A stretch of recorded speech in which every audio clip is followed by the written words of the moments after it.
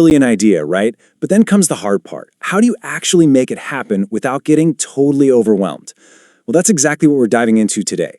We're going to build a project management toolkit from the ground up that kind of turns those huge, messy ambitions into a clear step-by-step plan. Think of it as the operating system for actually getting stuff done. I mean, think about it. How in the world do you build something like a Mars rover or a massive skyscraper or even the software that's running on your phone right now? These things are insanely complex with a million moving parts. The answer to all of them, the secret sauce, is having a solid framework to get from A to Z. And that framework? That's project management. And look, this isn't some trendy new buzzword that just popped up. The tools we're going to talk about have been battle-tested for over 100 years. Seriously, it goes way back to 1917 with things like the Gantt Chart, which was first used to manage factory production. Then, as projects got way more complicated, like during the space race, we needed even smarter tools, so things like the critical path method were born in the 50s. And by 1969, it was a full-blown profession. So the takeaway here is that this stuff is built on a legacy of getting incredible things done. Okay, so here's our game plan. First, we need to get on the same page about what a project even is. Then, we'll dive into planning the work itself. After that, we'll get a little strategic and figure out the critical path. From there, it's all about the people, how to structure your team. We'll also cover the art of the trade-off, and finally, we'll wrap it all up with your complete project toolkit. Ready? Let's do it. All right, first things first, let's lay the groundwork. We're talking about project management, but what exactly is a project? You might be surprised to hear the definition is actually pretty specific. So, the official definition calls it a temporary endeavor, and that word temporary is really the key. It means a project has a clear beginning and a clear end. So, for example, answering customer support emails every day. That's not a project, that's ongoing work.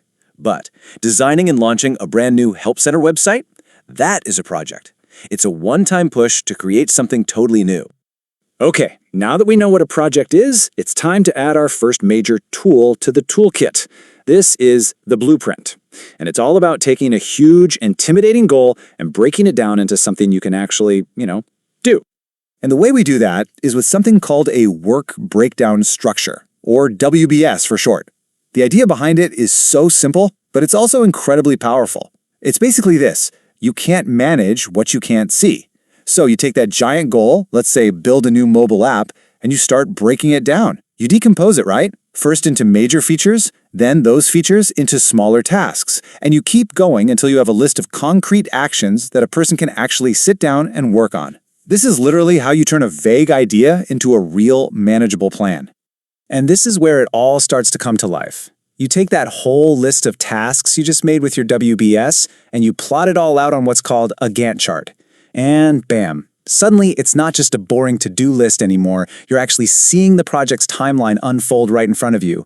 Each of those little bars represents a task and how long it'll take, so you can immediately see how things connect, what depends on what, the whole schedule in one picture. It's like your blueprint, but animated. Okay, so now we've got our list of tasks, and we've got a schedule. We're looking good, but here's the thing. Not all tasks are created equal. Some are way more important than others.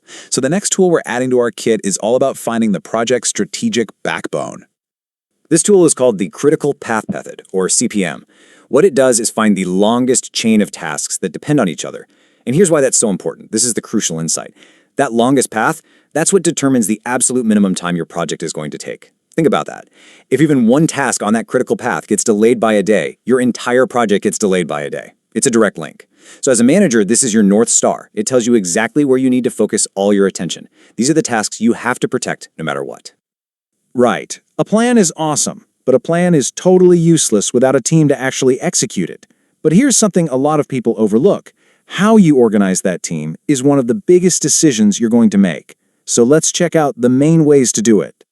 So first up, we have what's called a pure project structure. Just imagine this. You go to different departments, engineering, marketing, design, and you pull the people you need. You put them all together, maybe even in their own room, and their only job, full-time, is to work on this one project. It's a completely dedicated, self-contained team.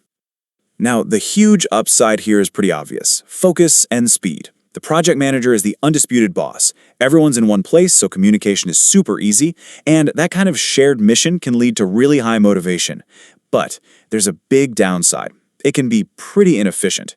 You might end up hiring, say, a designer just for this project when you already have great designers in another department. And what happens when the project is done? These team members can feel a bit lost with no clear home to go back to. Okay, now let's flip the coin and look at the complete opposite, the functional structure. In this model, the project doesn't get its own team. Instead, it lives entirely within an existing department. So, for example, the engineering department gets a new project, like developing a new widget. The big advantage of this is you get deep technical expertise. You're giving the project to the experts, right? Plus, everyone has a stable home and a clear career path within their department. The weakness, though, is a huge one: silos. The engineering team might build a brilliant component, but they might completely ignore how it's going to be marketed or sold because that's not their job. The customer's total experience can get lost because everyone is just focused on their little piece of the puzzle. So that leads us to the one you'll probably see most often in big companies, the matrix structure. This is the hybrid model. It tries to take the best parts of the other two. Basically, team members are borrowed from their regular departments to work on a specific project, but they don't leave their department for good. Now, this setup immediately creates a fundamental tension. The good news is you're using resources really efficiently, and you're getting people from different departments to talk to each other. That's great. The bad news? You get the classic two bosses problem. That engineer who's on your project, she reports to you, the project manager, but she also reports to her boss back in the engineering department. So whose priorities win when there's a conflict? It all comes down to negotiation and can get really messy if it's not handled well. That whole idea of negotiation, of balancing competing demands, that's the perfect lead-in to the final core tool for our kit. Because the reality is, every single project is a constant balancing act. It lives inside a tight set of constraints that you, as the manager, have to juggle. And this balancing act has a name. It's the famous triple constraint. You'll often see it as the project management triangle. It's like the law of physics for projects. You've got three sides: scope, that's what you're building, all the work and features. Then there's time, your schedule, and finally cost, your budget. And here's the unbreakable rule. You can't touch one of these without affecting at least one of the others. It's just not possible. And this is where your job as a manager really comes into play. Because when your boss comes to you and says, hey, we need this done faster, and trust me, they will, this triangle gives you the perfect way to respond. You can say, okay, we can absolutely go faster. Now we just have to decide, do we spend more money to get more people on it, or do we cut a few features to make it simpler? See? Your job isn't to work magic. It's to make these trade-offs crystal clear to everyone involved. That's the real balancing act. Okay, deep breath. We've covered a lot of ground and gathered all the tools we need. So now let's put it all together and see what our final complete project management toolkit looks like. And there you have it, your essential PM toolkit broken down into 5 key parts. 1. The WBS is your blueprint. It's how you break the work down.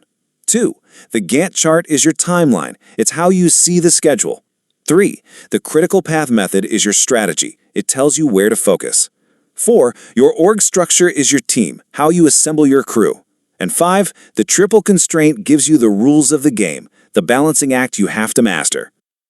So you see, project management is so much more than just charts and boring meetings. It's really a way of thinking.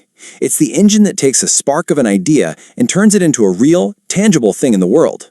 It's how we build, well, everything, from the apps in our pocket to the cities we live in. If you want to master the skills you need to build what's next, make sure you subscribe to Career Craft Academy. We've got plenty more explainers like this one coming your way.